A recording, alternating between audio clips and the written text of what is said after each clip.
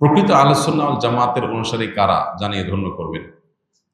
আহলুস সুন্নাহ ওয়াল জামাত এর মানুষদের মৌলিক এবং মোটা দাগে পরিচয় হলো, আহলুস সুন্নাহ মানে হলো যারা নবী সাল্লাল্লাহু আলাইহি সাল্লামের সুন্নাহকে বিশ্বাস করে, মোটা দাগে সুন্নাতে রাসূলের আলোকে যারা চলে, শুধু কোরআন নয়, কোরআনের পাশাপাশি সুন্নাতে রাসূলকেও তারা জীবন বিধান হিসাবে গ্রহণ করে এবং সেটাকে অনুসরণ করে চলে। যারা সুন্নাতকে অস্বীকার করে, সুন্নাতকে মানে না, শুধু কোরআনকে মানার কথা বলে, এরা আহলুস সুন্নাহ না।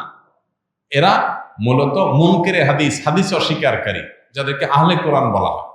এটা একটা ভ্রান্ত ফিরকা এবং কোন কোন ক্ষেত্রে এই যে সুন্নাতের প্রতি অবজ্ঞা, সুন্নাতকে বর্জন করা, এটা আমাদের সমাজে দিন দিন এত বেশি বেড়ে চলেছে যে এইটা আমাদের অনেককে আধুনিক ইসলাম চর্চার নাম দিয়ে ভয়ঙ্কর একটা জায়গায় নিয়ে যাচ্ছে।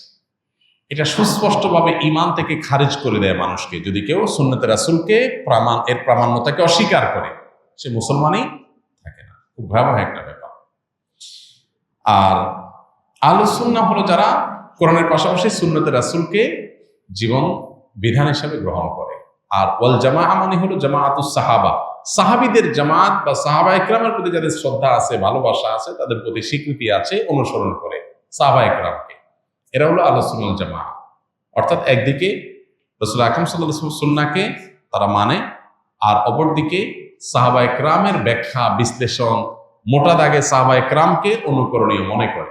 হ্যাঁ, ইন্ডিভিজুয়ালি ব্যক্তিগতভাবে কোনো ব্যক্তি সাহাবীর কোনো ভুল হতে পারে, কিন্তু মোটা দাগে মৌলিকভাবে সাহাবা ইকরাম তারা কোরআন হাদিসের ব্যাখ্যার জন্য সবচেয়ে উপযুক্ত ব্যক্তি এবং তাদেরকে অনুসরণ করে। সেক্ষেত্রে এটা হলো আহলুস সুন্নাহ ওয়াল জামাতের পরিচয় মোটা দাগে। এর বাইরে আসল জামাতের বৈশিষ্ট্য, তাদের আলামত, তাদের বিশ্বাস বিস্তারিত, এগুলো নিয়ে অনেক ছোট বড় বই পুস্তক লেখা আছে বিস্তারিত, সেগুলোতে আমরা দেখে নিতে পারবো ইনশাআল্লাহ।